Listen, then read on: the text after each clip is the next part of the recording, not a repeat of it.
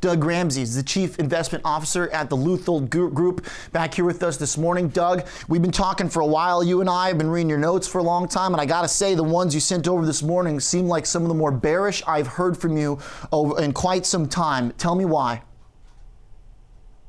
Well, I heard your comments when you were speaking with Peter about our valuation outlook. The overvaluation situation in the U.S. market has persisted for quite a while, really arguably since late 16, that breakout post the presidential election. But, the issue is high valuations are not a catalyst for a downturn. It's the cyclical conditions with respect to liquidity in the economy that worry us right now. Obviously, you've had that yield curve inversion. It's lasted long enough to be significant.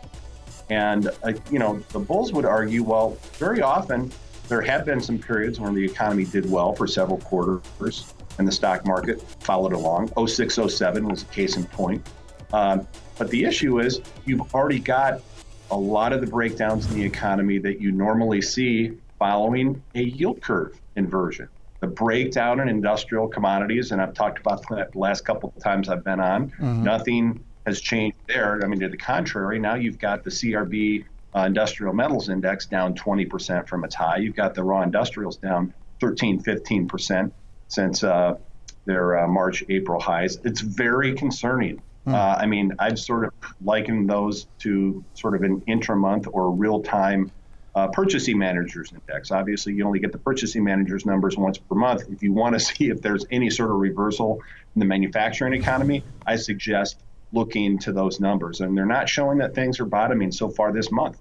So, Doug, as Peter and I were just discussing, there's kind of this catch-22 nature when we're at these levels in stocks. Maybe not when we're down at 26 or 25, like at the end of last year, where the Fed can say, "Hey, we've got your back," and the market moves upwards, because we still have the trade situation, the softness in the economy you're describing. But what about the Fed element? Are we now moving past that as a catalyst for higher valuations and ability for an offset to economic slowness?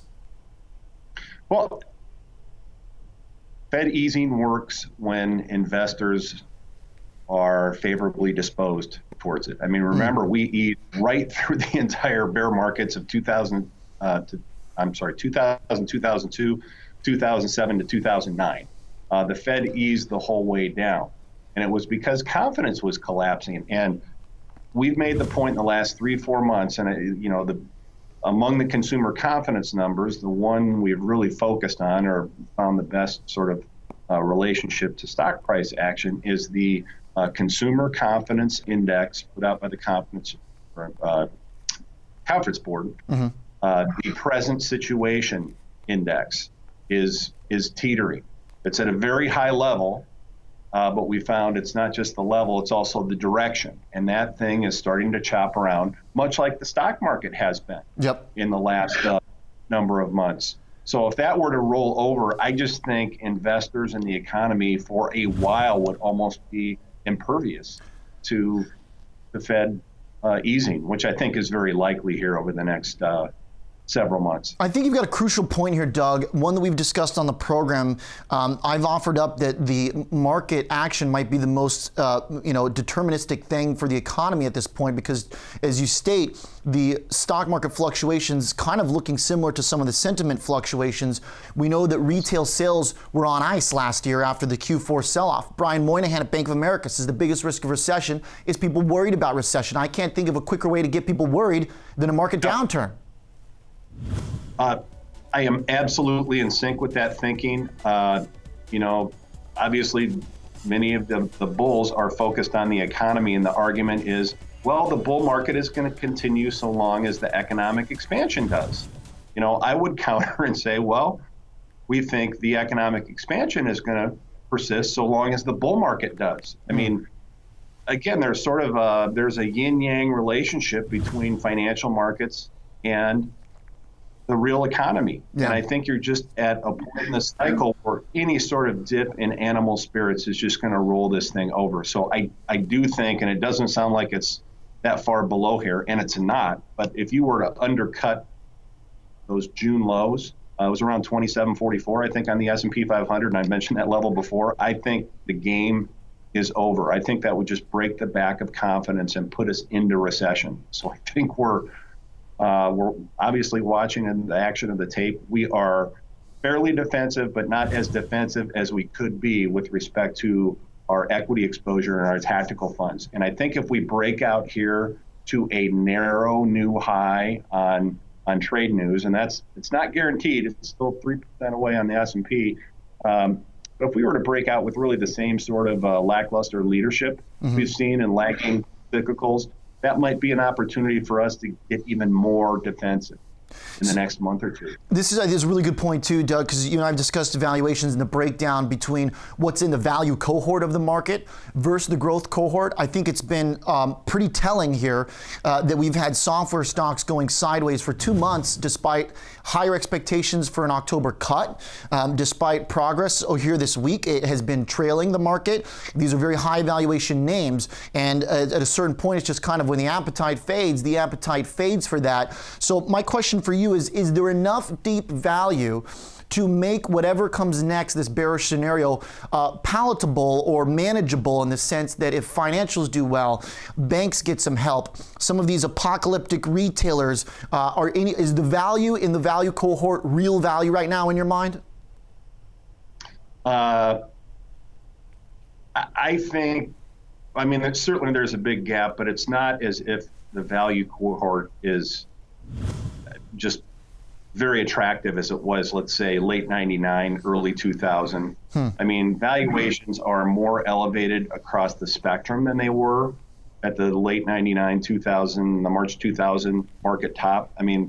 That was truly a two-tiered market where it was a narrow slice of large cap growth trading at 40 times earnings and everything else at 15 to 18. There were some great opportunities, even cheaper than that.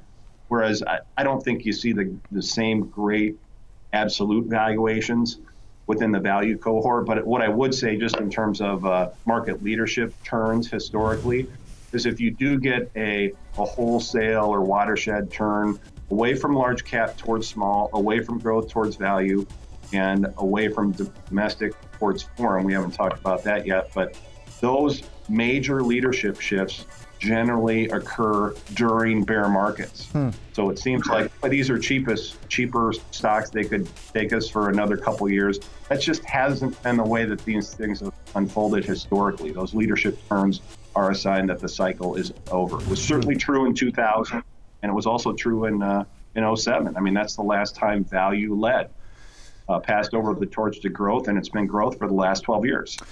Doug, you also write on the bond side that 2 and 5 year short-term rates could go below 1%. The 10-year sounds like you're on board with what we heard from Peter, that the bottom might be in for the yield on the 10-year bond, or to your point that the yield curve may uninvert.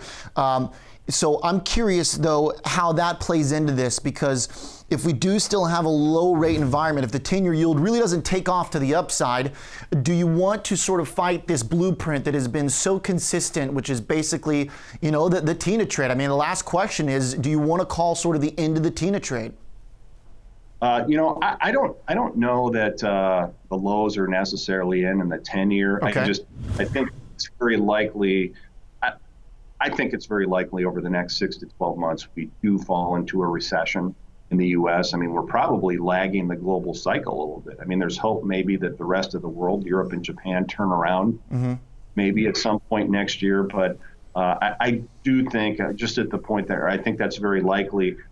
But I see the front end of the curve dropping quite a bit more than that 10-year. So again, 2s and 5s maybe go down to 50 basis points to 100. Maybe the 10-year only gets to, a point to a point and a quarter. Yeah. Doug, that's still significant capital gains with the way that the duration, the convexity work out. So I don't think there's a lot of upside risk to any yields across the spectrum other than corporate and high yield bonds. I think those yields are going up as credit conditions deteriorate with a weakening economy. Doug, last question before we let you go, because we got about 30 seconds here until the bell. So then let's say there's some miraculous deal today. President Trump walks out of this meeting, says, you know, it's not just a truce, we got a deal. Do you have to change the view on the economy, or does that just make high valuation and expensive stocks even more exposed after a sentiment bump?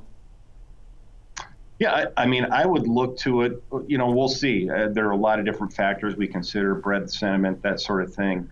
But it's probably an opportunity to reduce exposure if we really get a heavily marketed trade deal. And again, it's hard to fathom, and the risks are just so great. I mean, it's intellectual property, it's the technology transfer. I mean, it's currency manipulation. I mean, we're talking about capital controls. Right. And again, the spin will be very bullish from the administration, and you know, you could get a huge bounce out of that, but I think it's probably an opportunity to reduce equity risk. Yeah. All right. There's the rub. Doug Ramsey, great stuff. Market is open now. Doug, pleasure speaking as always.